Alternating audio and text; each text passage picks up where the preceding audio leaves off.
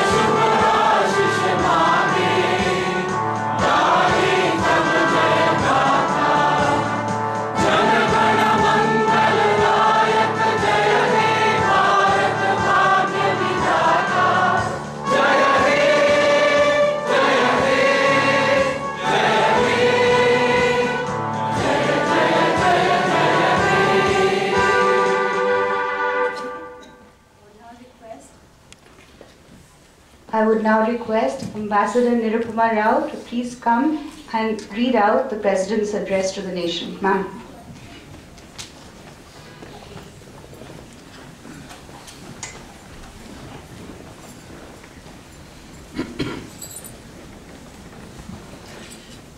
Namaskar, and a very, very happy Republic Day to each and every one of you who have gathered here today. And that was very beautiful singing. Thank you so much. Today is a very special day, and before I read out Rashtrapati Ji's remarks, I would once again like to stress the importance of this occasion. It's an occasion when each and every one of us who are born on the soil of India, who are tied to the soil of India, should reaffirm our faith and our allegiance to the Constitution of India and all the ideals of freedom and democracy that we hold so dear. Our country, India, has progressed very well. Our economy is one of the front-ranking economies of the world. It is poised to become even larger and even more powerful in the years to come. And this is an occasion, I believe, when each and every one of us should recall that there is need for dedication, for commitment, for hard work, for passionate commitment, I would say, to the ideals that we hold dear. And the statue of Mahatma Gandhiji is just outside our embassy. And let us always recall the sacrifice that he made for the freedom of our country. Let us never at any moment forget that sacrifice. And each and every one of us should be committed to that spirit of sacrifice, selflessness, to rise above narrow divisions, to always stress the unity of this very diverse society and nation of ours. Unity and diversity indeed is the theme that runs through everything that India does. The Indian American community that is gathered here today is very dear to our hearts, and we at the embassy want to work very, very closely with you, as we have in previous years, to carry forward and to realize the ideals that we have as Indians, as a nation, and also to promote friendship between our two great democracies, India and the United States. And you have made a great contribution to that effort in years past, and we are counting on you and your support as we try and we work for expansion and deepening of our relations with the United States in the years to come. Once again, I want to wish each and every one of you a very, very happy Republic Day, and welcome once again to the embassy today.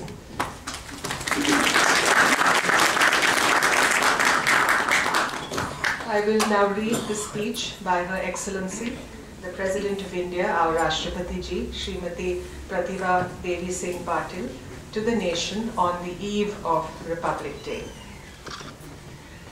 Dear citizens, on the eve of our 63rd Republic Day, I convey my warmest greetings to all of you across the country from every walk of life and in different parts of the world. I convey my special greetings to the armed forces and the paramilitary forces who guard our frontiers with great vigil and valor in high mountainous terrains, deserts, and plains, on the coasts and the seas. I also convey my best wishes to our internal security forces and to our civil services. I compliment all citizens for their contribution to the process of nation building. We are living in a world that is complex and challenging. Forces of globalization have created an interlinked and interdependent world. No country exists in isolation. It is continuously being influenced by external developments. All nations, developed and developing, are facing the impact of global economic instability as well as problems of unemployment and inflation in varying degrees. Indeed, the 21st century has brought in its trail a host of issues at a breathtaking pace. There are growing aspirations of the people coupled with their expectations of immediate solutions. We are observing an information explosion and ever newer technological inventions. These have altered lifestyles, and there is also a growing quest for materialism. There are persistent questions about how growth and resources will be shared in a more equitable manner. There are worries about the direction in which the human community is heading in this age of globalization, knowledge, and technology.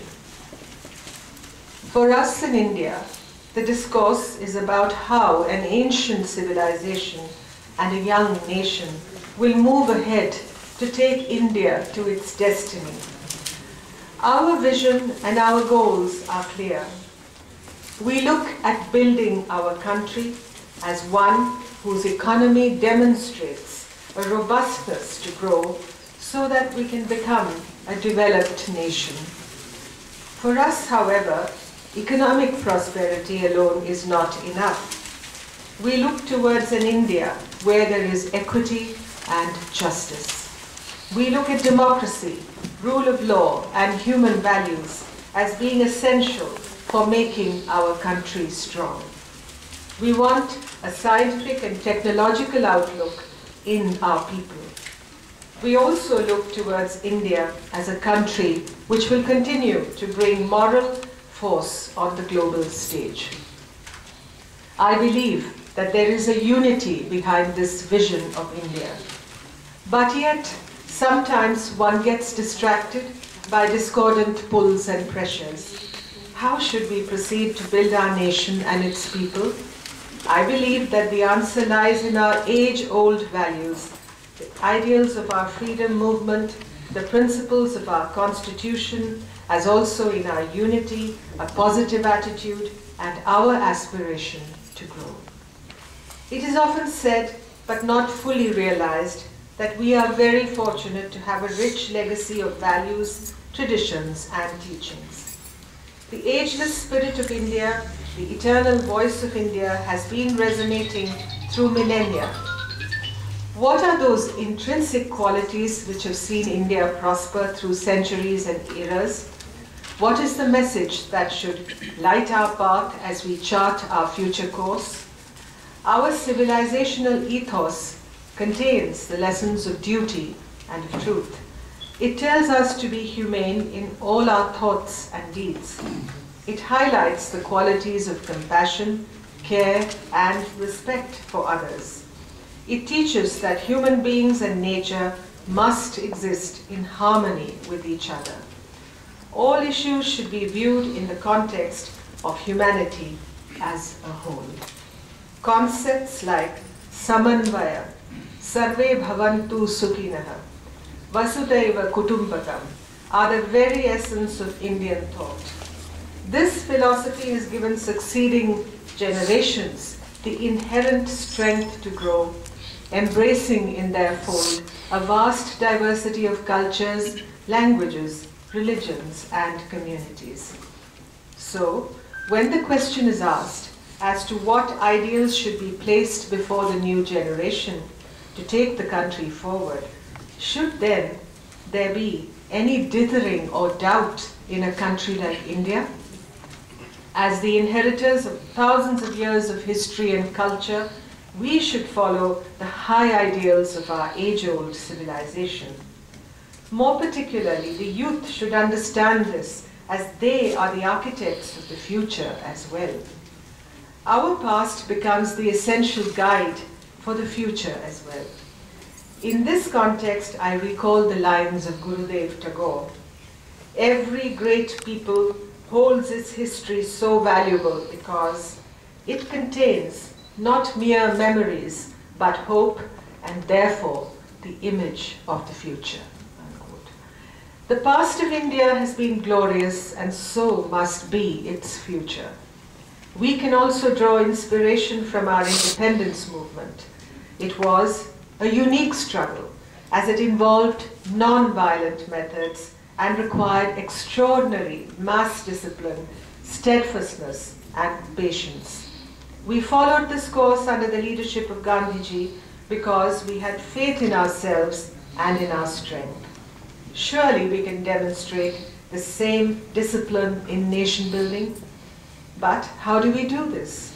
It is only when we resolve to make the goal of nation building more important than anything else and show strong belief in it.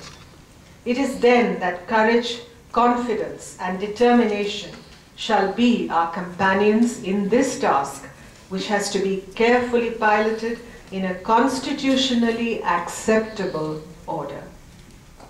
In fact, during various times of difficulties or when searching for an answer, the Constitution has provided us our moorings.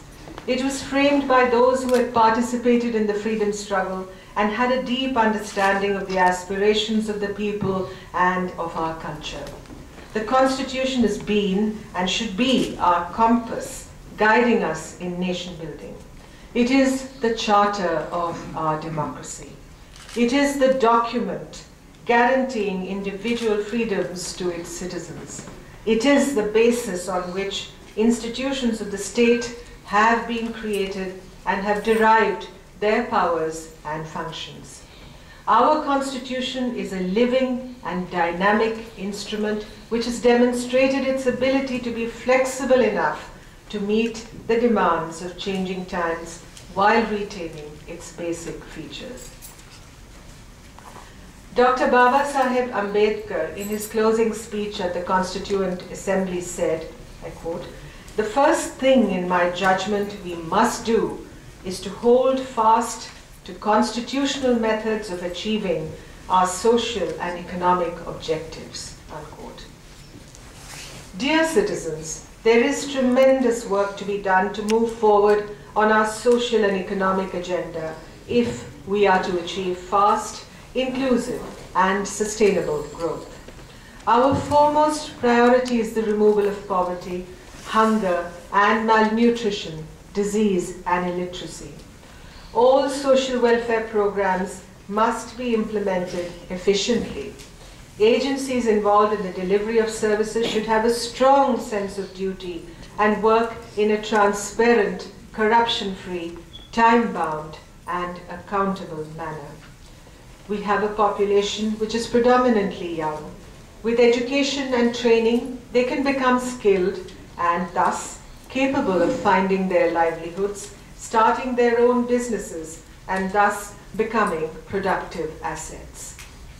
Reinforcing our health and education sectors is fundamental for developing our human resources. Primary education is now a fundamental right for children. There is a commitment to universalize secondary education. Expansion of school education will also require increase in the number of higher educational institutions. This process has to be structured with great thoughtfulness to ensure quality and excellence. Moreover, education must reach every section of our society, as must access to health reach all. We need to expand health services, particularly in rural areas. We need quality medical facilities for our population, which are affordable. In today's era of ICT, technology can be very useful in our mission of health and education. In fact, science and technology is a crucial input for the growth of our nation and for all sectors of the economy. Focus on research and development is an investment for the future. Our agriculture, industry, and service sectors need to be working more efficiently with greater scientific inputs and more interlinkages with each other. Agriculture, however, is one sector whose integration with other sectors of the economy remains inadequate. We need to look at models of partnership of farmers with industry and with R&D institutions in various activities, so that not only does agricultural productivity increase, but farmers benefit as well. Special focus is necessary on dryland farming, given its enormous potential and the fact that a large proportion of farm labor and poor farmers are dependent on it. At the same time, it is very important to build our physical infrastructure, such as roads, ports, and airports, to overcome constraints to rapid growth. I strongly believe that women need to be drawn fully into the national mainstream. Empowerment of women will have a very big impact on creating social structures that are stable. The National Mission on Empowerment of Women, set up in 2010, should help in the coordinated delivery of women-centric and women-related programs. An important component of women's development is their economic and social security. Social prejudices prevalent in our society, which have led to gender discrimination, need to be corrected. Social evils like female feticide, child marriage, and dowry must be eradicated. Status of women is an important indicator of progress in a society. Dear citizens, India can take pride in its democratic record, but as in any functional democracy, it faces pressures and challenges. An important feature of a democracy is the constant expression of opinions. This process of incessant dialogue should flow in such a manner that we are willing to listen to each other. Those who believe in democracy must try to see whether there is rationale in the other's point of view. Gandhiji once said, "Evolution of democracy is not possible if we are not prepared to hear the other side. We shut the doors of reason when we refuse to listen." The purpose of discussions and deliberations is to find solutions. Often we are quick to find blame with others, but yet are unable to give constructive responses. There seems to be a tendency to doubt almost everything. Do we not have faith in our own people's strengths and in our institutions? Can we afford distrust amongst ourselves? Nations are built through great patience and sacrifice. Concord and not discord is the way forward for a country as large as India. All issues, therefore, must be resolved through dialogue, and there can be no place for violence. Negativity and rejection cannot be the path for a vibrant country that is moving to seek its destiny. Our work, our values, and our approach must be based on the vast capability and capacity that India and its people have. Our institutions may not be flawless, but they have coped with many challenges. Our parliament has enacted path-breaking laws.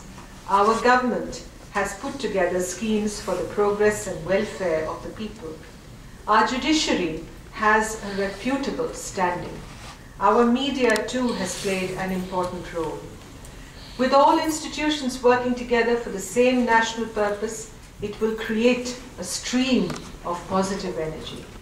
Our effort to improve is an ongoing process. While bringing about reforms and improving institutions, we have to be cautious that while shaking the tree to remove the bad fruit, we do not bring down the tree itself.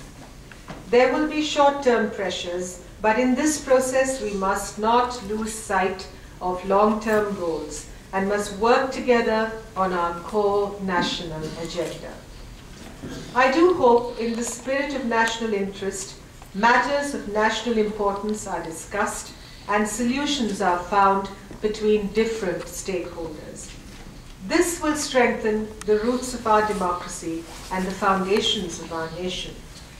We have a shared future, and we should not forget that it can be achieved if we demonstrate a sense of responsibility and a show of unity. I think India could set an example before the democratic world of progress and growth. Dear citizens, India's foreign policy is aimed at the promotion of an environment that is conducive to its socio-economic transformation. We seek to build bridges of cooperation and friendship with all countries of the world. We constructively engage with the international community to find responses to global challenges. The role and stature of India has been growing, and our nation has been scaling up in the ladder of the Committee of Nations.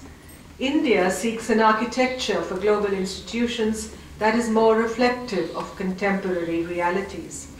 We are also proud of the contributions of the Indian diaspora spread over many countries and across continents to the economic, professional, and political fields of the countries where they live. Dear citizens, in conclusion, I would like to say that we must build a strong, prosperous nation based upon a firm system of values. As we remove poverty, let us also enrich our thoughts. As we remove disease, let us remove ill will towards others.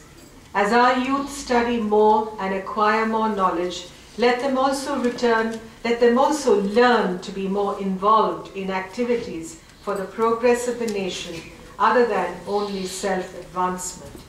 As we legislate, let us also understand that the most effective law is the conscience of citizens. As we advance in science and technology, let us realize and understand that it is more for human welfare. As we use the earth's resources, let us not forget to replenish and renew its vitality. On the eve of our Republic Day, let me once again convey my greetings to all fellow citizens and end with the following lines which describe an India we should work for.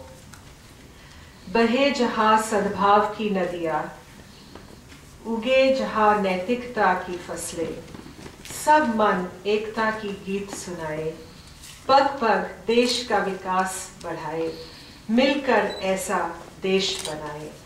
Jai Hind, Jai Hind, Jai Hind, Jai Hind, Jai Hind, Jai